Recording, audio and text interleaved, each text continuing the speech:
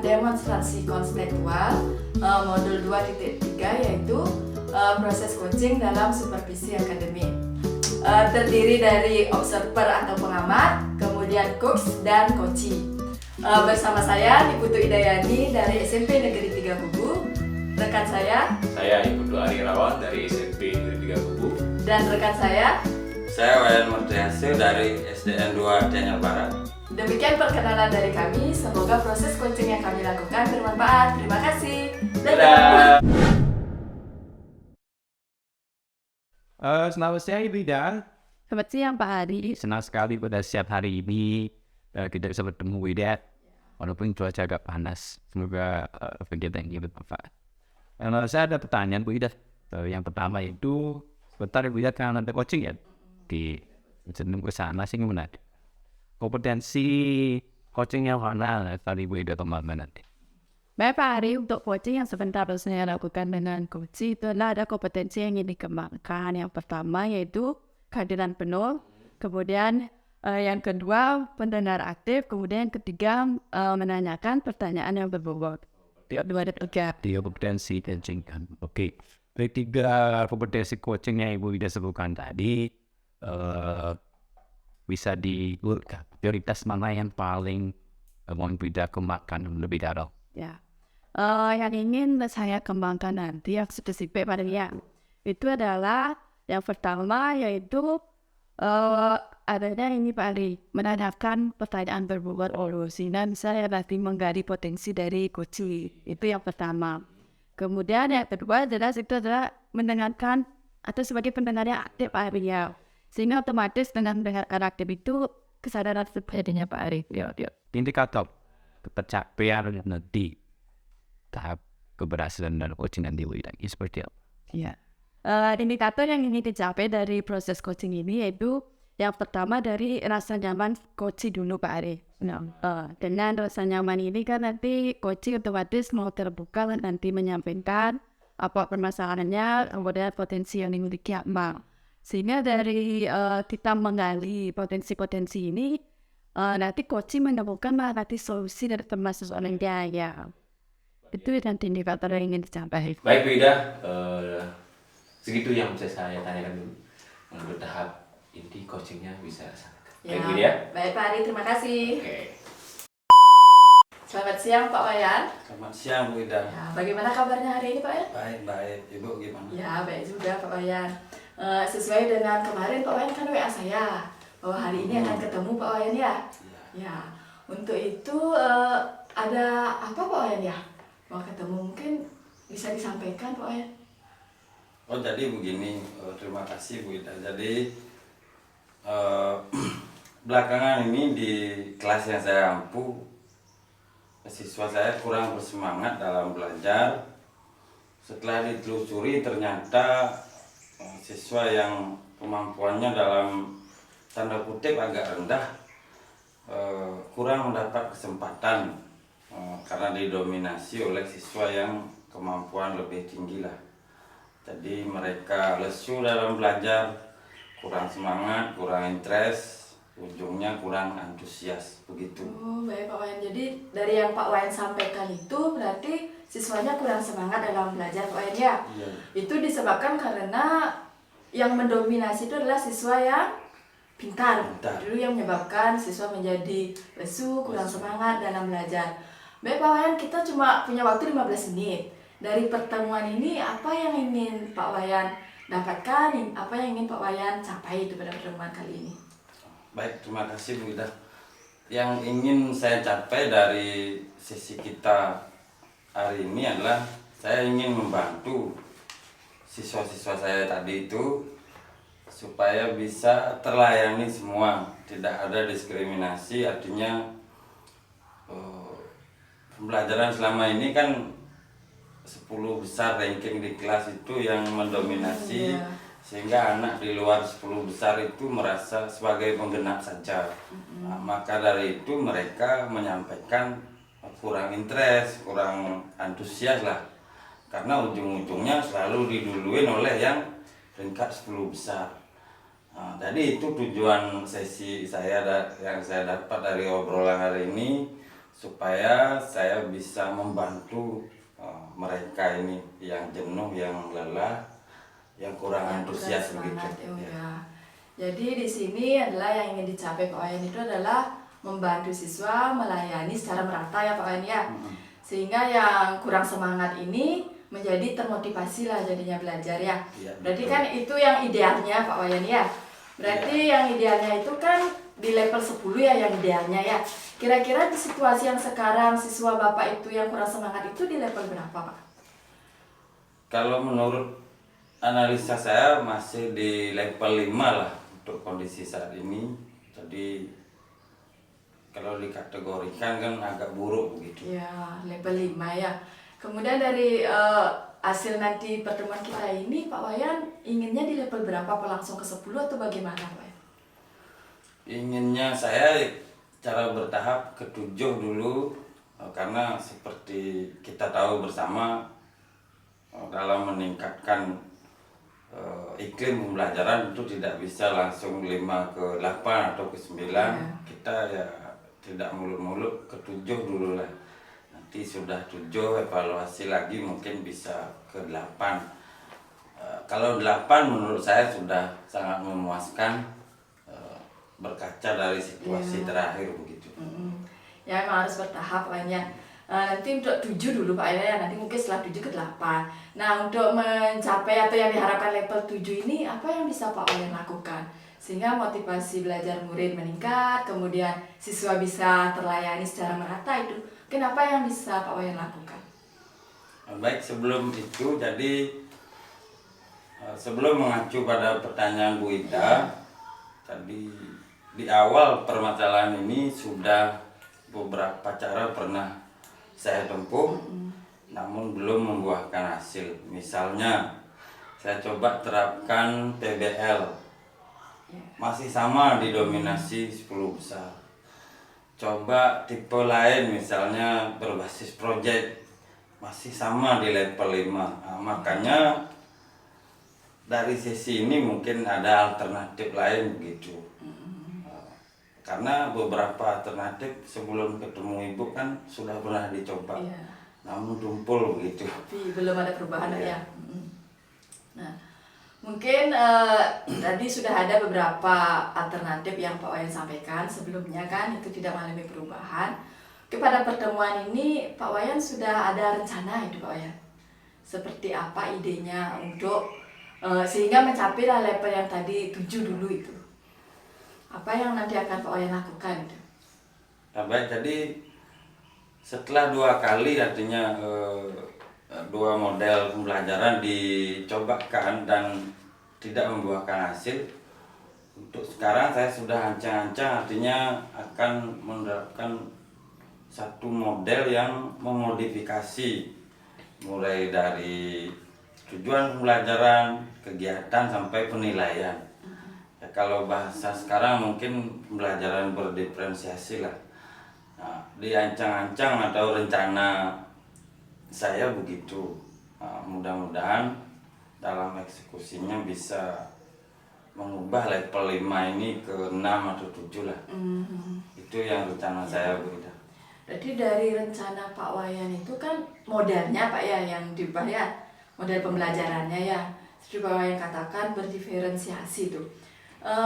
Mungkin dari selain model, ada lagi yang bisa dilakukan Pak ya? Untuk tahap awal, karena dari awal permasalahan ini kan saya sudah gonta-ganti alternatif lah. Coba ini belum, coba itu belum. Yang tadi saya sebut berdiferensiasi adalah alternatif ketiga. Jadi karena memang latar belakang masalah saya adalah di pembelajaran, tentu satu demi satu dulu dicobakan. Kalau elaborasi Bu Ida kan apakah ada alternatif lain? Berarti jawabannya sampai saat ini belum. Kalau ini lagi nanti ya kita berbasis aset optimis lah. Artinya aset based thinking, optimis. Saya tidak mau nyebut nanti ini gagal gitu. Ya. Berarti yang akan di awal yang paling pertama setelah pertemuan ini ya Pak Wayan ya, Berarti yang Bapak lakukan adalah menerapkan model pembelajaran berdiferensiasi. Itu yang namanya. Kira-kira Pak Wayan, kapan ini bisa dimulai Pak Wayan? Jadi saya mulainya minggu depan, karena mulai besok hingga minggu depan kan saya gunakan untuk tes diagnostik dulu. Jadi sesuai minatnya, gaya belajarnya, dikelompok-kelompokkan. Tentu ada serangkaian tes di situ, baik menyangkut kognitif maupun kesiapan mereka. Jadi kalau mengacu pada pertanyaan Bu Ida, idealnya minggu depan baru bisa terlaksana. Karena isi perencanaan dulu Pak ya, pelaksanaannya berarti minggu depan ya. Ya, untuk mencapai nanti Pak, untuk mencapai ke level 6 atau 7 itu Pak, nanti komitmennya itu Pak, apa yang akan Bapak lakukan dulu dari pertama dulu, kemudian sehingga bisalah mencapai 6 atau 7 lah dulu levelnya itu. Ya, jadi komitmen saya dalam mengimplementasikan rencana yang tadi saya uraikan tentu diawali dengan pelaksanaan asesmen diagnostik, kemudian setelah ketemu pemetaan dari kelompok-kelompok kecil itu, ada audio teori, audio visual, kinestetik, baru menyusun instrumen belajar, media apa yang digunakan, format penilaiannya seperti apa.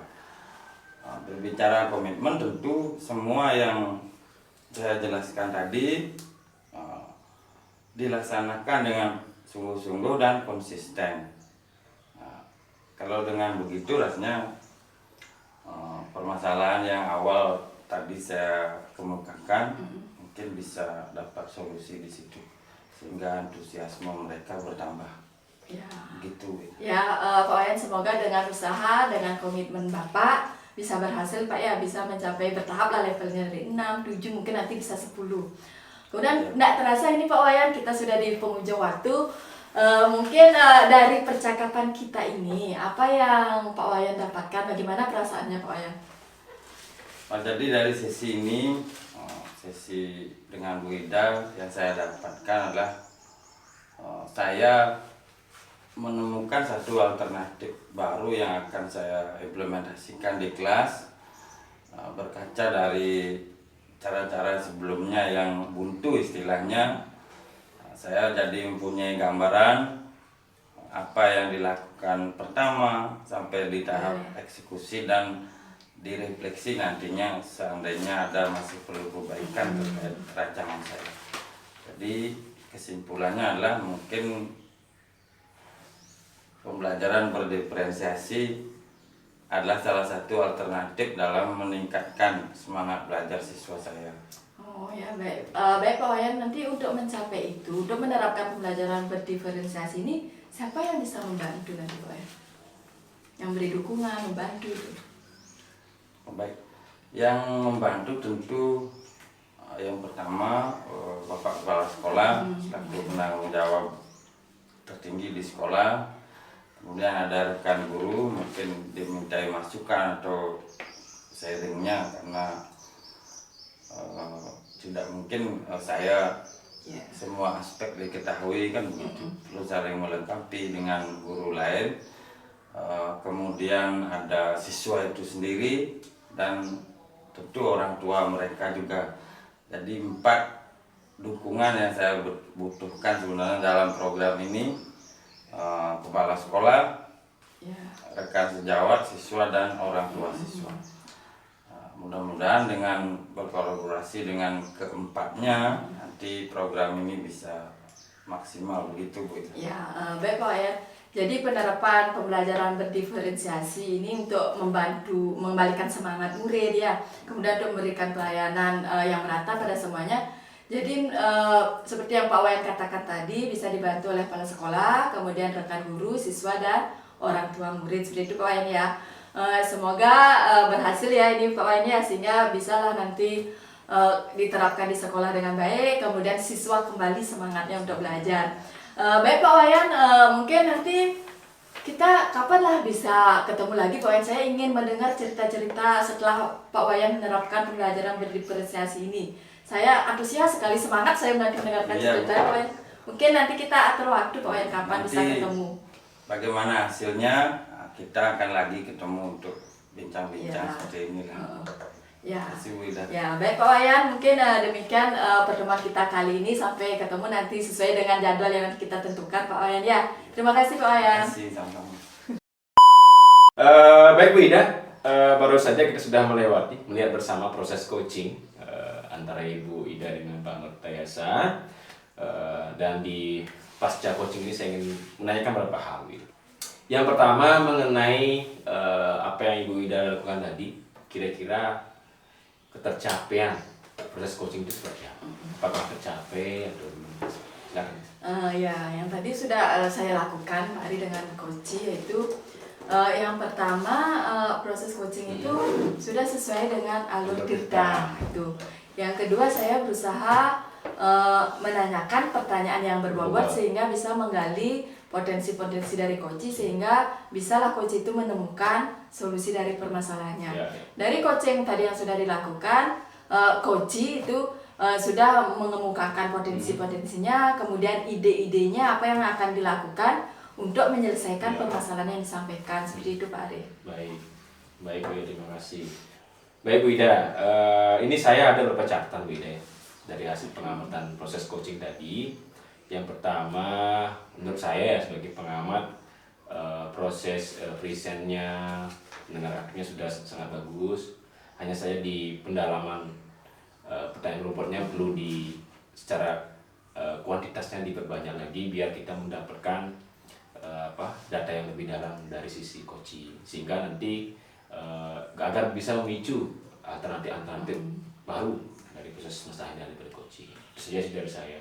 Yang terakhir Bu Ida ya, kompetensi. Kita kan ada 3 kompetensi Bu Ida ya, 3 kompetensi coaching itu yang kira-kira nanti mau dikembangkan lagi, yang mana Bu Ida? Ya, dari proses coaching tadi Pak Ari, saya merasa, dan dari pengamatan Pak Ari juga, yang pertama itu pertanyaan berbobotnya Pak Ari itu memang belum maksimal lah. Mungkin nanti itu berlatih lebih banyak lagi, sehingga kita sudah terbiasa lah membuat atau mengajukan pertanyaan berbobot dari kata kunci yang diberikan oleh coach. Itu yang pertama. Yang kedua, lebih memperdalam lagi alur tirta, sehingga nanti coachingnya ini, proses coachingnya ini berjalan lebih maksimal lagi Pak Ari. Itu yang ingin saya lebih kembangkan lagi lah kompetensinya. Baik, baik. Baik Bu Ida, terima kasih atas jawabannya. Luar biasa proses coachingnya hari ini. Baik, kita bisa ketemu lagi yang sempat. Terima kasih Pak Oke, Ari. terima kasih Bu Ida ya. Selamat siang.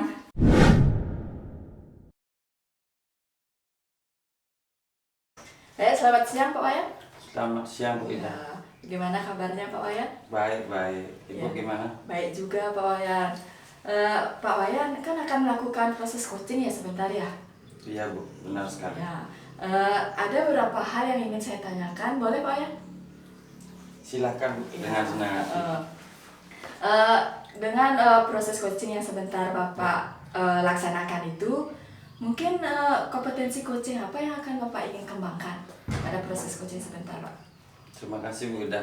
Jadi ada 3 kompetensi inti yang ingin saya kembangkan. Yang pertama present atau hadir penuh, yang kedua mendengarkan aktif, dan yang ketiga mengajukan pertanyaan berbobot.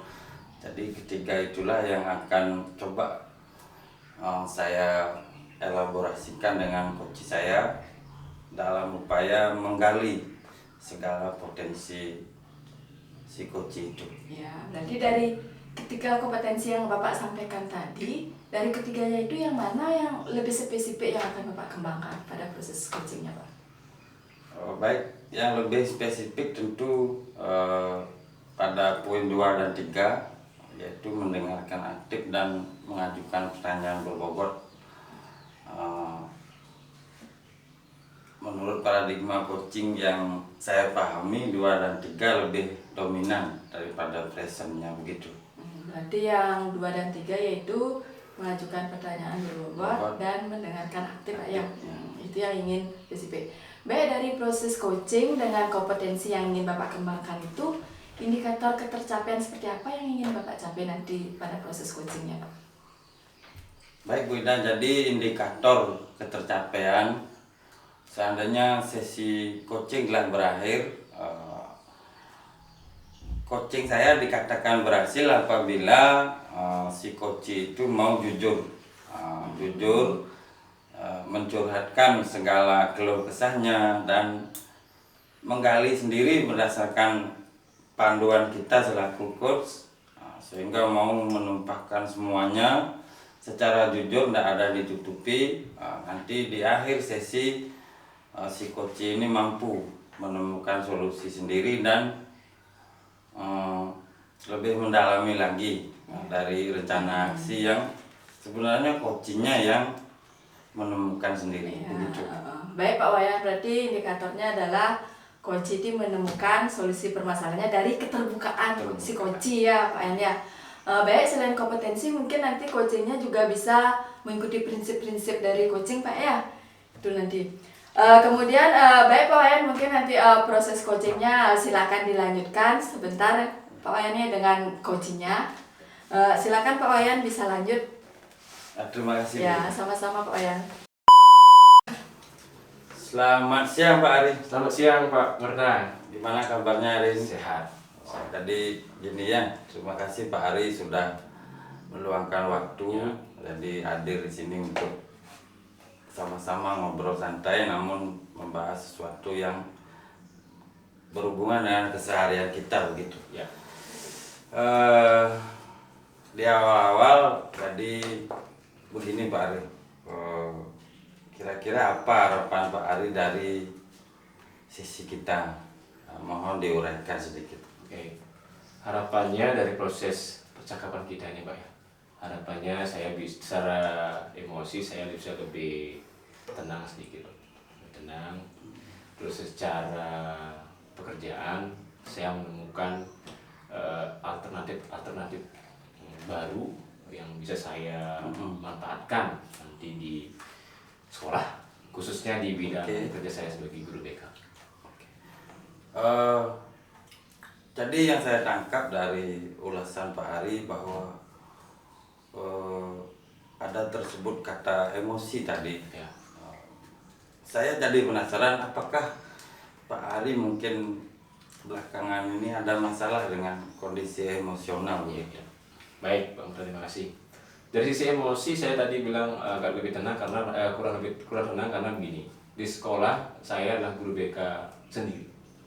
Mengasuh kurang lebih ada 500 siswa kurang lebihnya. Jadi kalau idealnya itu secara aturan satu guru BK memfasilitasi 10 siswa. Sedangkan yang saya alami di sekolah satu guru BK mengayomi 500 siswa. Jadi terjadi lonjakan siswa yang cukup luar biasa gitu.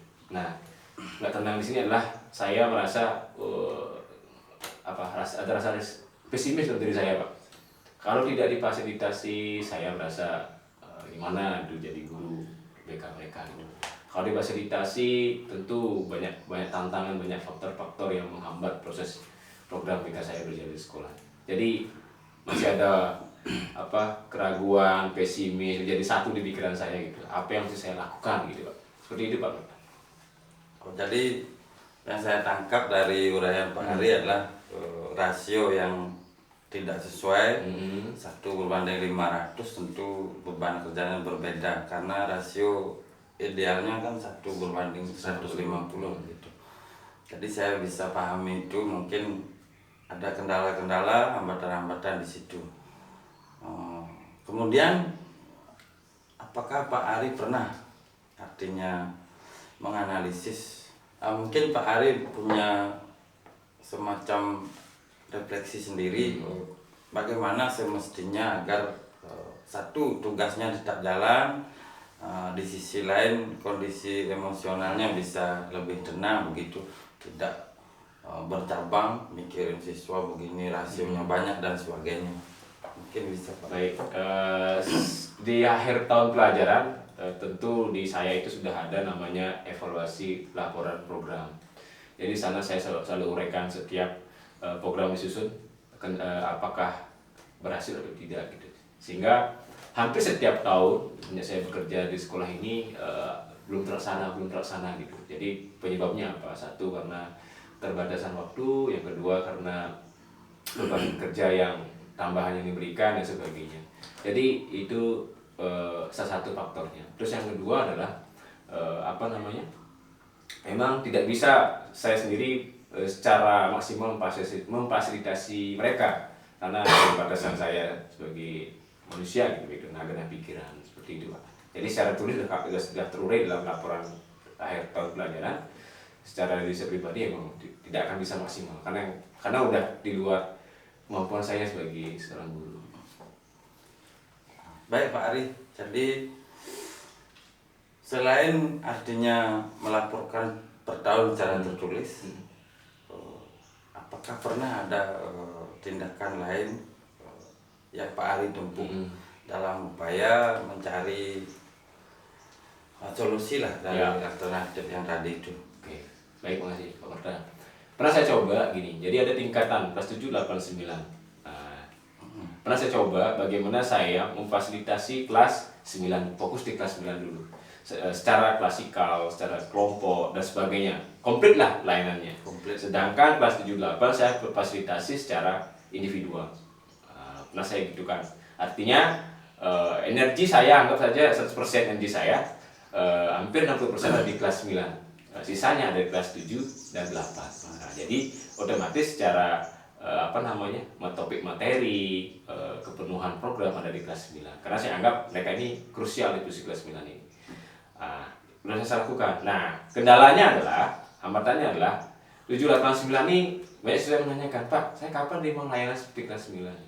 Jadi dianggap siswa melihat tidak berkeadilan. Karena saya tidak pernah masuk kelas 7, kelas 8 ini. Saya fokus masuk kelas 9. Itu yang pernah saya coba, Pak. Yang alternatif saya gunakan. Artinya secara ketenagaan saya dan pikiran bisa terfasilitasi di kelas 7, 8, dan 9. Cuma kendala yang saya dapatkan dari siswa seperti itu, kelas 7, kelas 8. Seperti tadi kelas 7 dan 8-nya komplain kok pelayanannya Iya, beda kelas gitu. Seperti istilahnya pilih kasih lah. Iya, pilih kasih. Baik Pak Ari, jadi setelah disampaikan tadi ada dari siswa menyampaikan seperti pilih kasih kan begitu. Terus bagaimana Pak Ari menyikapi agar siswa kelas 7, 8 ini bisa memahami situasinya begitu?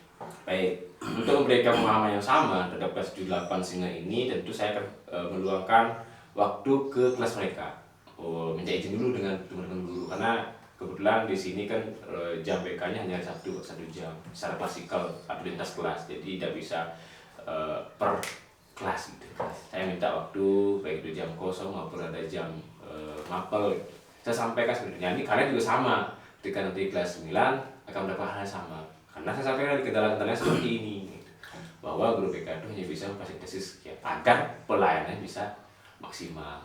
Percuma kalau kita buat bagus, komplit gitu, tapi tidak terlaksana. Ini seperti menu makanan, menunya banyak, tapi nggak bisa dipesan gitu Pak. Jadi kan mubazir gitu, nggak ada nilainya gitu. Itu saya sampaikan anak baik itu kelas 7 dan kelas 8. Dan memang bisa mereka terima, tapi tetap mereka berharap mereka bisa mendapat pelayanan yang sama.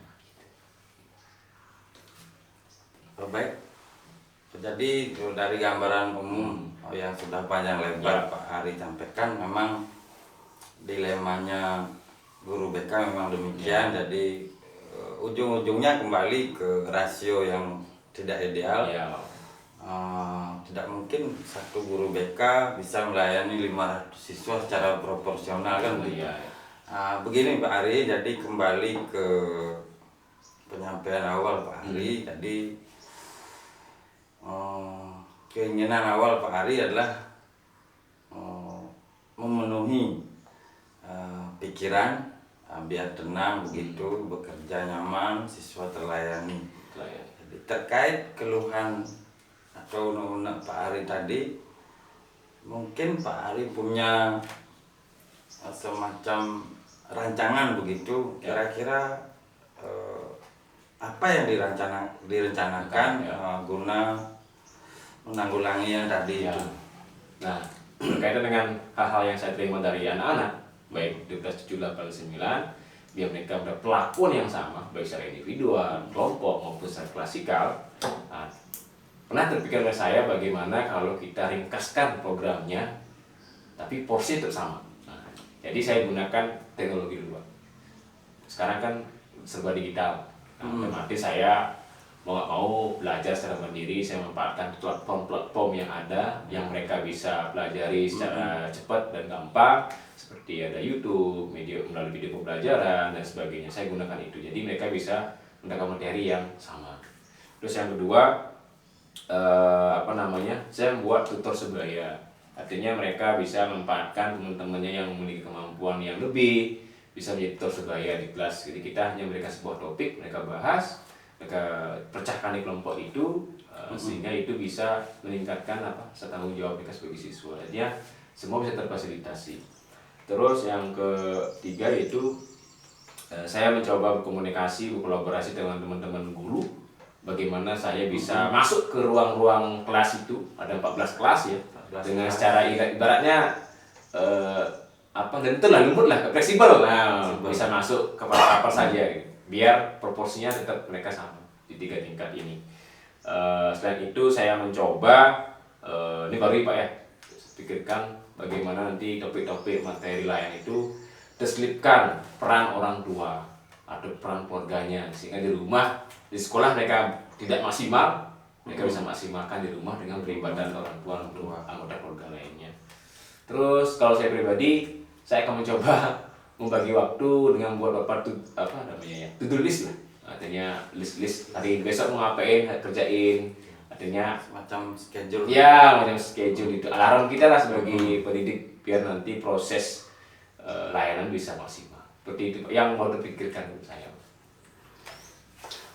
Baik Pak Ari, terima kasih. Jadi ada beberapa yang saya rangkum tadi penyampaian Pak Ari. Yang pertama pemanfaatan platform digital, penggunaan tutor sebaya, serta kolaborasi dengan rekan-rekan dan pelibatan orang tua dalam konteks di luar sekolah, biar ada yang menuntun gitu. Kemudian dari rancangan yang dari 4 yang tadi Pak Ari uraikan, kira-kira dukungan dari warga sekolah bisa mungkin Pak Ari rincikan siapa-siapa saja yang Pak Ari butuhkan dukungannya demi keberlangsungan program tadi. Ya, yang pertama kalau ngomongin dukungan pasti kepala sekolah sebagai pimpinan kan dia harus tahu betul apa yang dilakukan oleh anak buahnya. Yang kedua ada wakil kurikulumnya, ada wakil siswanya. Tentu kan ketika saya minta jadwal sama guru lain, tentu wakil kurikulum harus tahu juga bahwa ini jangan sampai nanti ini ngapain gurunya nggak bilang ke saya begitu. Artinya kamu tetap jaga komunikasi dengan masing-masing wakil. Begitu guru yang lain juga, yang karena kan jamnya saya ambil atau saya manfaatkan untuk jam saya. Jadi tetap warga sekolah saya seperti segitiga saling bersenambungan demi tujuan bersama. Baik Pak Ari. Jadi memang yang saya tangkap dari penyampaian Pak Ari adalah dalam mensolving suatu masalah terkait siswa atau program lainnya memang perlu kolaborasi, artinya penyelarasan lah dengan kepala sekolah, rekan sejawat, rekan-rekan wali di kelas masing-masing dan siswa itu sendiri. Ya. Jadi berdasarkan rancangan yang Pak Ari sudah konsep begitu, Ya. Dan dukungannya juga sudah, kira-kira Pak Ari kapan konsep ini akan mulai dilaksanakan, dieksekusi begitu?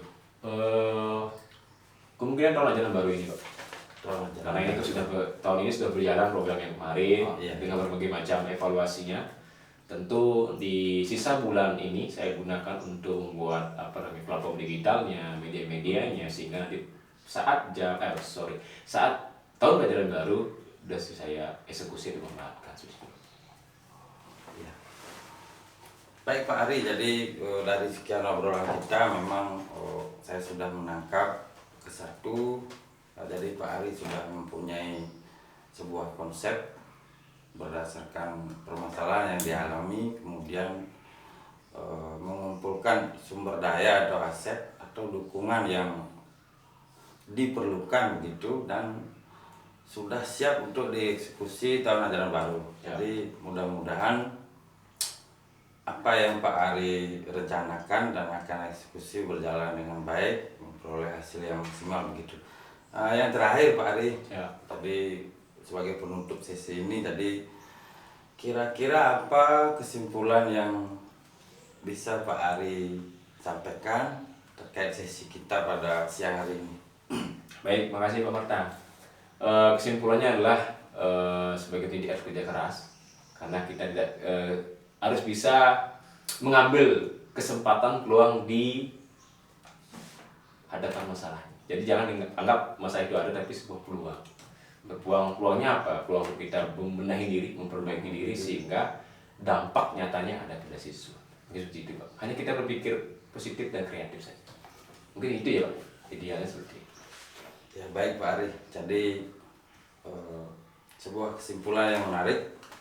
Jadi yang saya tangkap dari penyampaian Pak Ari adalah bahwa kesulitan yang kita hadapi jangan dijadikan beban, melainkan kita pendidik itu harus bisa melihat peluang di setiap kesulitan begitu. Jangan terbalik melihat setiap kesulitan di setiap kesempatan. Itu pesimis ya. Jadi terima kasih Pak Ari atas sesinya hari ini. Jadi nanti di waktu-waktu tertentu kita lagi ngobrol untuk mengecek siap bagaimana keberlangsungan prosesnya programnya Pak Ari. Terima kasih Pak Ari. Selamat siang Pak Wayan. Selamat siang Bu Ida. Tadi Pak Wayan kan sudah selesai melakukan coaching Pak Wayan ya. Iya Bu. Ya, tadi saya juga sudah mengamati itu, mengobservasi apa yang Bapak lakukan, yaitu mengcoaching-coachingnya. Dari yang saya amati itu, saya ingin menanyakan beberapa hal Pak Wayan. Yang pertama, apa yang sudah Pak Wayan lakukan tadi sehingga indikator yang ingin Pak Wayan capai tadi dari coachingnya itu bisa tercapai Pak Wayan? Terima kasih Bu Ida. Jadi yang saya lakukan tentu yang pertama saya melaksanakan coaching, berusaha mengikuti frame Tirta atau alur Tirta. Jadi karena alur ini adalah pakem di dalam paradigma coaching, tentu saya maksimalkan itu dalam rangka mengembangkan potensi atau memaksimalkan coach saya. Jadi coach yang lebih banyak membuka diri, menjelaskan situasinya, terus menggali sendiri apa upaya atau solusi yang ingin ditempuh. Tentu di dalam melaksanakan itu saya mencoba menerapkan 3 kompetensi inti, mulai dari present, mendengarkan aktif, sampai mengajukan pertanyaan berbobot. Yang saya rasakan itu ya sudah cukup berjalan lah Bu Ida. Ya. Baik Pak Wayan, sama juga dengan hasil pengamatan saya tadi Pak Wayan. Dari catatan saya, kemudian dari hasil pengamatan saya juga, tadi yang Pak Wayan lakukan yang pertama itu proses coachingnya sudah sesuai dengan alur Tirta, yaitu yang pertama ada tujuan, menyampaikan tujuan kepada ininya. Kemudian yang kedua ada identifikasi, kemudian ada rencana aksi, dan terakhir ada tanggung jawab. Kemudian dari alur Tirta tadi juga seperti yang waktu pra-observasi ya, seperti Pak Wayan sampaikan, Pak Wayan kan ada yang kompetensi yang ingin Pak Wayan kembangkan secara spesifik, ada 2, yaitu pendengar aktif dan mengajukan pertanyaan berbobot. Dari pengamatan tadi Pak Wayan sudah memposisikan diri untuk pendengar aktif, sehingga dari mendengarkan aktif itu Pak Wayan bisa menemukan kata kunci dari kuncinya. Kemudian ya dari kata kunci ini Pak Wayan sudah mengembangkan menjadi pertanyaan yang berbobot Pak Wayan, sehingga dari pertanyaan berbobot ini coach maulah terbuka juga menyampaikan secara jujur, sehingga coach ini bisalah menggali sendiri dan menemukan sendiri solusi dari permasalahannya ya. Sesuai dengan Pak Wayan tadi sampaikan, ya indikator ketercapaiannya sudah tercapai lah itu Pak Wayan, yaitu coach menyampaikan solusi dari permasalahan yang tadi disampaikan secara panjang lebar lah Pak Wayan ya. Ya, kemudian dari hasil tadi, dari hasil coaching tadi ini, Mungkin ada kompetensi lain yang ingin Pak Wayan kembangkan lagi Pak Wayan, sehingga nanti berikutnya lebih maksimal lah nanti proses coachingnya. Oh, baik Bu Ida. Jadi namanya proses coaching, jadi kalau kita muluk-muluk mengatakan langsung lulus atau maksimal itu tidak baik juga begitu. Jadi dalam sesi yang tadi baru saya lakukan, ada satu hal yang mungkin rasanya masih banyak perlu ditingkatkan, yaitu pada kompetensi inti mengajukan pertanyaan berbobot, mungkin intonasi atau semacam pronunciation-nya belum tepat lah. Walaupun coachingnya bisa menangkap, namun jika dilihat secara umum mungkin belum maksimal begitu. Mungkin di sesi coaching berikutnya saya akan perbaiki itu dan mudah-mudahan meningkatlah dari sesi hari ini. Begitu Bu Ida. Ya, mudah-mudahan sih Pak Wayannya dengan coaching berikutnya kita lebih maksimal ya, karena semakin sering berlatih ya hasilnya tentu lebih bagus lagi Pak Wayan ya. Ya demikian Pak Wayan dari pertanyaan saya, kemudian dari obrolan kita hari ini. Mudah-mudahan nanti kita bisa ketemu lagi Pak Wayan ya. Terima kasih Pak Wayan. Terima kasih, sama-sama. Selamat siang Pak Ari. Selamat siang Pak Berta. Gimana kabarnya? Sehat, baik. Pak Berta gimana? Baik-baik juga, sehat.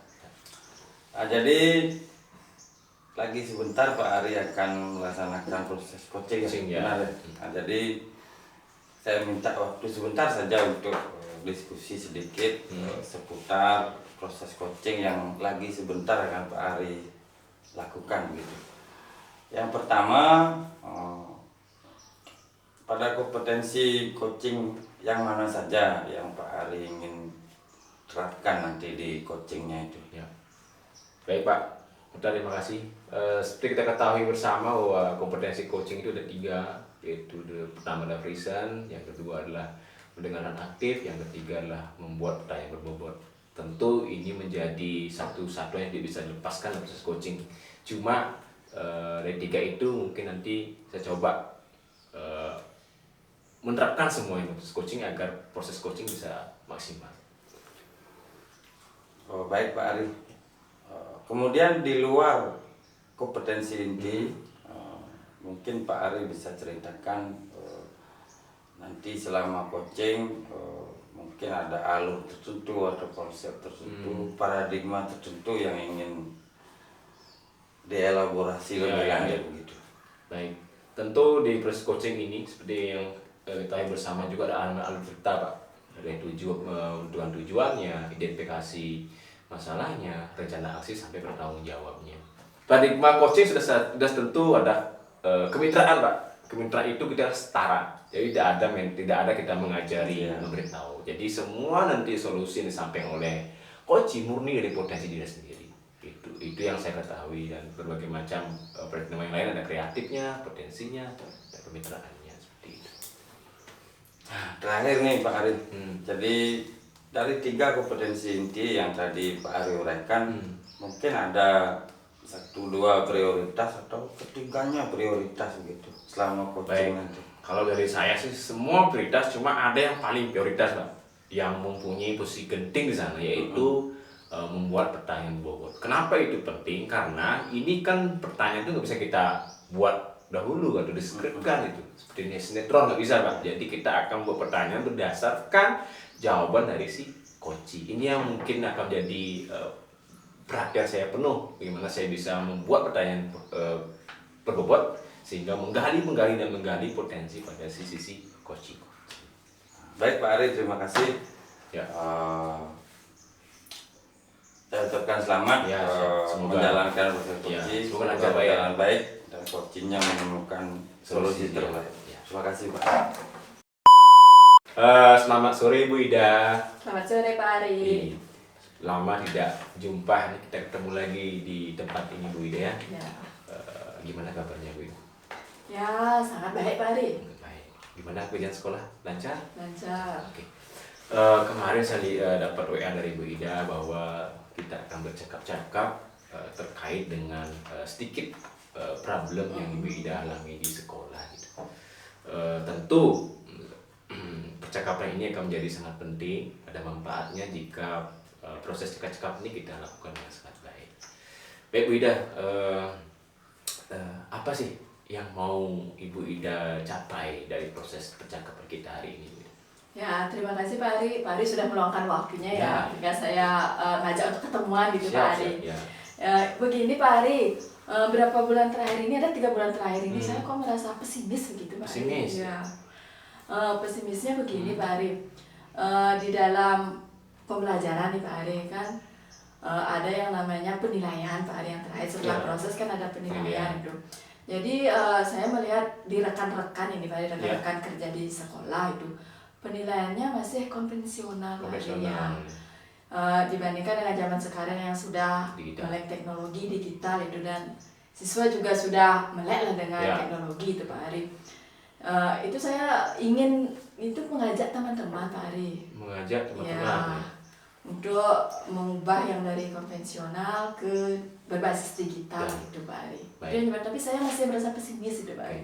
Baik Bu Ida, terima kasih atas jawabannya. Jika saya tarik garis besarnya bahwa harapannya Bu Ida itu bagaimana mengajak teman-teman guru mampu memanfaatkan platform digital khususnya dalam proses penilaian pembelajaran. Oke.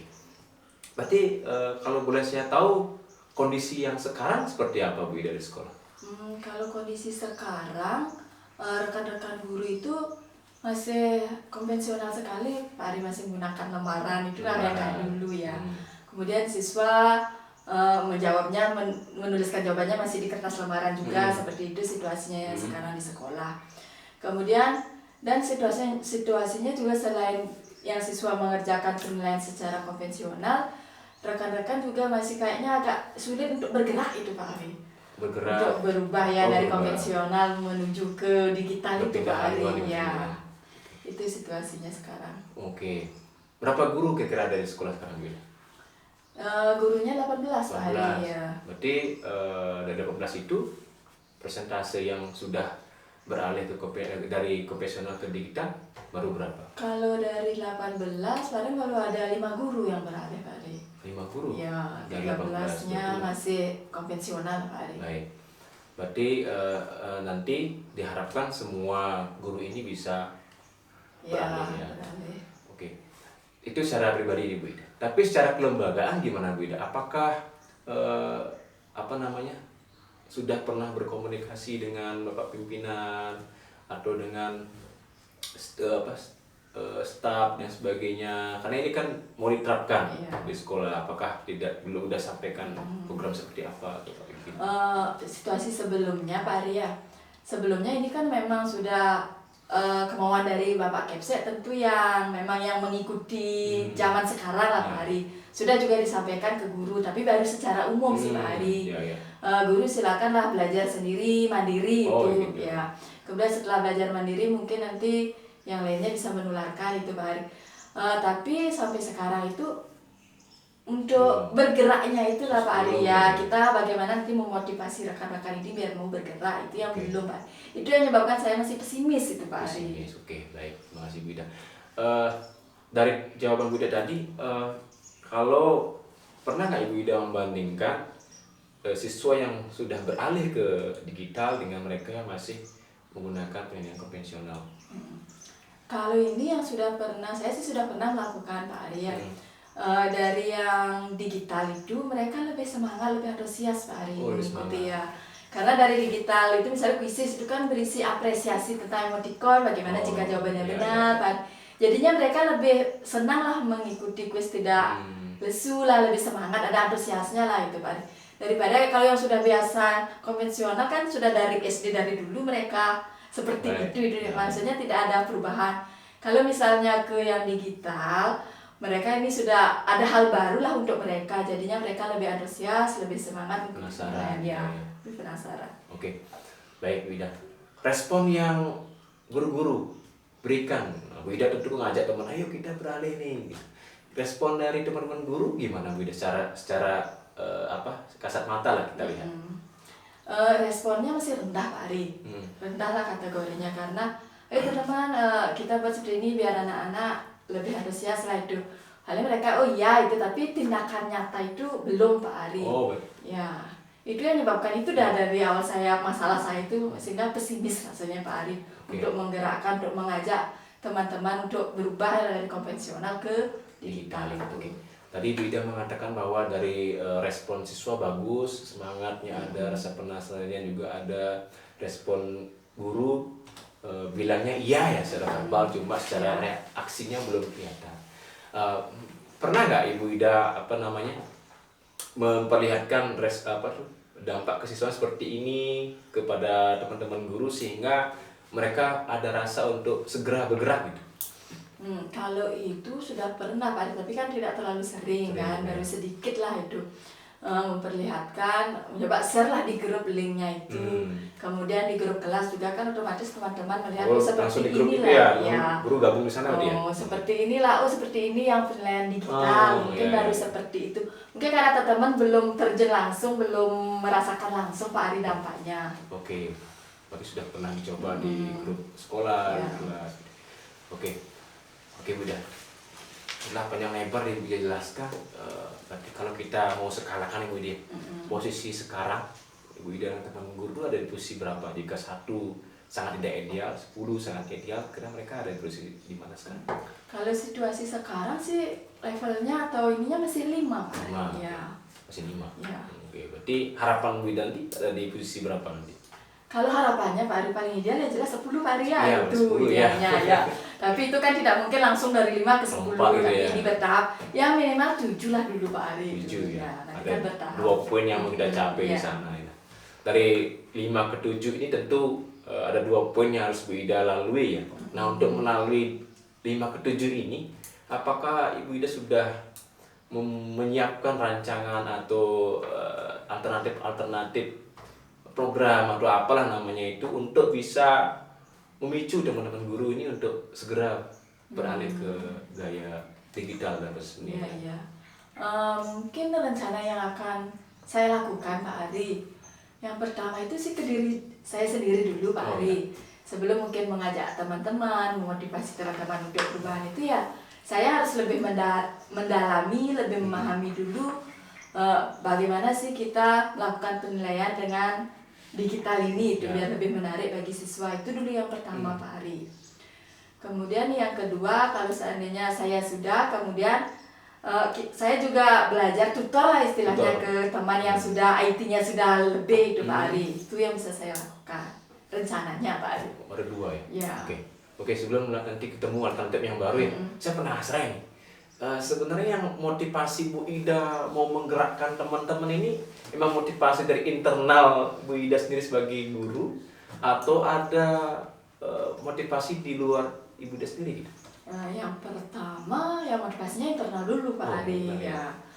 Biar kita ini kan tujuannya keberpihakan pada murid Pak Ari ya, biar belajarnya aman, menyenangkan, bahagia lah untuk murid kan ke sana dulu. Kemudian yang kedua kan ini juga tuntutan dari kurikulum sekarang Pak Ari. Kurikulum Merdeka? Ya, kurikulum Merdeka kan itu juga tuntutannya. Sehingga kalau teman-teman mau semua berubah, otomatis ya kurikulum Merdeka di sekolah kita berjalan dengan baik lah Pak Ari. Itu sih motivasinya. Oke, luar biasa. Berarti baik Bu Ida, tadi saya tangkap 2 alternatif rencana yang akan Ibu Ida laksanakan, yaitu mendalami lagi secara pribadi platform-platform yang bisa dimanfaatkan. Terus yang kedua, tutor sebaya. Adakah lagi alternatif yang mungkin bisa lebih cepat? Apa ya Pak Ari? Kalau yang lebih cepat sih yang tadi saya sampaikan, itu yang pertama bisa dilakukan. Kemudian mungkin setelahnya itu yang memerlukan tahap atau proses yang lebih lama, yaitu pendampingan misalnya ke teman kan. Misalnya teman berlatih ya kita bisa mendampingi, berbagi lah Pak Ari itu. Kemudian yang keempat itu mengadakan workshop atau pelatihan Pak Ari. Ini memang tidak bisa sih ini yang pertama dilakukan karena ini kan prosesnya panjang. Harus ada diskusi dengan kepala sekolah atau minta izin dulu dengan para wakase kan. Kemudian menyiapkan panitia, dana, mencari narasumber itu. Mungkin yang terakhir itulah workshop dulu Pak Ari. Oke, berarti muara nanti kalau sampai sudah berjalan alternatif tadi ada workshopnya secara formalnya ya. Baik. Nah, untuk mewujudkan itu Bu Ida, mewujudkan apa yang tadi Bu Ida sampaikan alternatif tadi itu, kira-kira kapan ini mau dilaksanakan? Apakah nunggu tahun ajaran baru atau kapan? Ya untuk yang pertama saya belajar diri sendiri dulu kan secepatnya bisa dilakukan Pak Ari, karena menyangkut hanya diri sendiri dulu kan. Mungkin lagi 2 hari sudah bisa itu dengan mendalami, dengan mencari di Google, menonton di YouTube kan, itu bagaimana cara membuat penilaian yang lebih menarik lah bagi siswa yang tentunya berbasis di kita. Kemudian setelah itu baru bertanya di sekolah kan ada rekan-rekan yang memang sudah IT-nya sudah bagus itu. Itu yang pertama dulu. Kemudian untuk ini Pak Ari, biar tahun ajaran baru bisa dilaksanakan, mungkin sebelumnya itu dengan teman sambil jalan ya. Saya sambil belajar, sambil nanya ke teman, kemudian sambil juga pendampingan atau berbagilah dengan teman-teman, sehingga kan harapannya nanti tahun ajaran baru sudah bisa lah diaplikasikan begitu. Oke. Tadi kan Wida mengatakan itu semua dari motivasi internal ya. Bagaimana bentuk komitmen Wida nanti agar motivasi itu tetap terjaga sehingga proses yang Ibu sampaikan tadi bisa terlaksana gitu. Ya, mungkin yang nanti akan saya lakukan Pak Ari biar ini tercapai lah itu Pak Ari ya. Yang pertama ya semangat saya dulu Pak Ari, semangat untuk belajar itu dulu kan. Semangat untuk belajar, kemudian yang kedua semangat untuk berbagi. Kemudian bagaimana memotivasi teman-teman agar mau bergerak, mau melakukan perubahan ini itu Pak Ari komitmennya. Kemudian nanti komitmennya itu juga kan harus bagaimana nanti kita seperti yang tadi dikatakan memotivasi, kemudian berbagi, kemudian bagaimana nanti di pelatihannya itu Pak Ari. Ya bagaimana nanti kita berkolaborasi dengan teman-teman sehingga nanti workshopnya ini berhasil itu Pak Ari. Bukan hanya pas di ceramah di teori ternyata nanti aksi nyatanya nggak ada. Ya. Baik Bu Ida. Nah, ini seandainya Bu Ida, kita ngomongin seandainya ini udah berjalan, ternyata kita di lapang ada penolakan dari mungkin ada beberapa guru misalnya itu ada kita seandainya ada penolakan beberapa guru tentang hal yang Ibu Ida lakukan.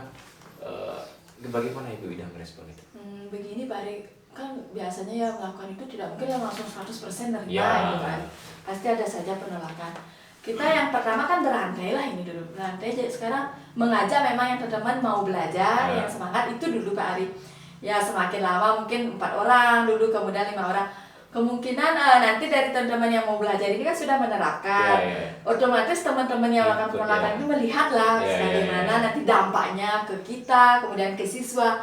Saya yakin kok dari mereka lihat dampak itu adalah mereka keinginan untuk belajar.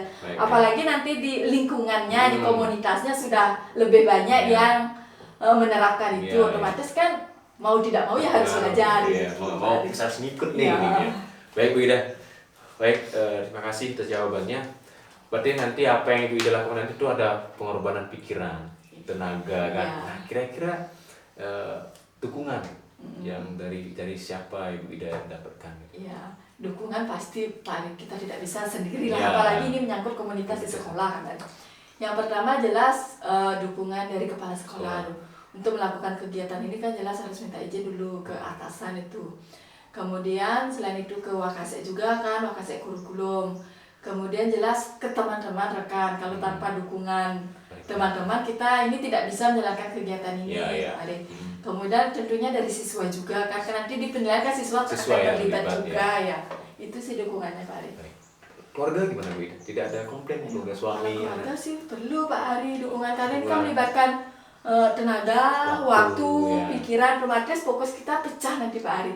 Itu dukungan keluarga menyampaikan. Kita memerlukan pengertian keluarga. Biar sama-sama enak, sama-sama jalan. Baik Bu Ida, saya rasa pertemuan hari ini luar biasa dan mudah-mudahan apa yang menjadi percakapan kita di sore hari ini bisa memberikan dampak yang baik pada Bu Ida sebagai pendidik, teman-teman guru di sekolah Bu Ida dan lingkungan sekolah pada umumnya. Ada yang sampai lagi Bu Ida? Gimana perasaannya? Setelah percakapan kita Pak Ari, saya merasa senang dan lebih semangat lagi Pak Ari. Jadinya rasa pesimis saya tadi berubah menjadi lebih semangat dan juga merasa bahagia dan senang karena setelah percakapan dengan Pak Ari tadi saya ada gambaran lah bagaimana cara mengajak teman-teman, memotivasi teman-teman untuk melakukan perubahan Ya. pada penilaian tadi Pak Ari, dari konvensional ke berbasis digital, sehingga nanti untuk pembelajaran yang berpihak pada murid bisa tercapai lah Pak Ari. Murid menjadi bahagia Iya. dalam pembelajaran. Itu, Pak Sesuai Ari. dengan apa tuh Ki Hajar Dewantara, Iya. Merdeka Itu, Pak Belajar ya. Baik, terima kasih Bu Ida. Nanti dikabar-kabari lewat Ya pasti Pak Ari. ya di WA ya, gimana prosesnya, hasilnya seperti apa. Baik Bu Ida, ada yang sampaikan lagi? Ya, sudah cukup Pak Ari. Terima kasih Bu Ida, sampai Ya, lagi. terima kasih Pak Ari. Selamat siang Pak Ari. Siang Pak Berta, Nah, seru sekali nih tadi coachingnya ya. coachingnya, kebetulan saya ikut mengamati ya. Bisa Pak Ari ceritakan bagaimana perasaannya selama mengcoaching? Silahkan sedikit. Baik. Baik, terima kasih Pak Merta. Perasaan saya pelaksanaan coaching tadi tentu ada rasa was-was. Di mana was-wasnya ketika pertanyaan saya lontarkan itu apakah mampu menggali potensi si coaching. Itu saja syukur ya, walaupun belum maksimal, minimal bisalah menggali walaupun itu hanya sedikit Pak. Terima kasih. Nah, kemudian menurut Pak Ari, apakah ketiga kompetensi sudah nampak dari percakapan tadi gitu? Kalau dilihat secara keseluruhan semua dan nampak, mungkin dari sisi pengamat nanti Pak Merta bisa melihat, saya bisa lihat sendiri, semua ada coba saya lakukan semaksimal saya. Tentu ada kurang-kurang bisa Pak Merta nanti yang melengkapi. Terima kasih Pak Ari. Ya. Jadi pertama-tama di sini saya selaku observer adalah bukan penilai, sifatnya ya kemitraan Ya, gitu. ya. Memang yang Pak Ari sampaikan sudah sesuai, artinya tidak beda dengan hasil pengamatan saya begitu. Jadi dalam pengamatan saya, interaksi antara coach dengan coachee sudah berjalan baik, artinya dua arah. Tidak hanya coachnya yang bertanya terus, penanya dan penjawab tidak begitu, sudah dua arah. Artinya kalau dilihat dari paradigma coachee tentu sudah bagus begitu. Kemudian dari tiga kompetensi inti, present, mendengarkan aktif, dan pertanyaan berbobot, sepanjang yang saya amati sudah masuk, artinya tidak ada di luar itu. Kemudian penggambaran alur cerita sudah tergambar jelas, mulai dari tujuan, identifikasi, rencana aksi, dan tanggung jawab. Jadi sudah nampak.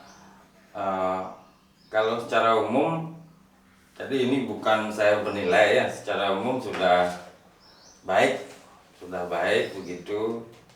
Jadi sedikit nih saya mintakan dengan Pak Ari, mungkin dari proses coaching tadi mungkin Pak Ari bisa merenung sendiri, di bagian mana kira-kira perlu tingkatkan. Memang ditinjau secara umum kan sudah bagus, Ya. namun belum tentu. Kalau level 0 sampai 10 kan belum tentu 10. Kira-kira yang mana mungkin bisa berbagi sedikit? Oke, baik Pak. Dari tiga kompetensi itu yang tentu perlu ada penyempurnaan. Yang paling awal itu tentu pertanyaan berbobot tadi. Karena menyusun pertanyaan berbobot itu gimana pertanyaan yang saya lontarkan, pertama bisa menggali, yang kedua buat si coach terasa nyaman, yang ketiga tentu tidak membuat judgement atau labelisasi pada si diri coach. Itu yang perlu saya pikirkan, biar tidak nanti pertanyaannya tajam tapi malah membuat si coach tidak nyaman. Itu jauh lebih berbahaya seperti itu. Terima kasih Pak Ari. Jadi sudah bagus. Jadi mudah-mudahan dari proses coaching yang Pak Ari laksanakan bisa membawa solusi kepada coachingnya begitu. Memang saya setuju dengan Pak Ari. Jadi di catatan saya juga ada. Jadi tidak ada selama yang saya amati menghakimi judgement atau memberikan pendapat pribadi coach kepada coach. Jadi murni coachingnya yang memaksimalkan potensinya sendiri. Terima kasih Pak Ari. Terima kasih atas sesi hari ini. Terima kasih. Lain kali kita Sama-sama. kontak-kontak.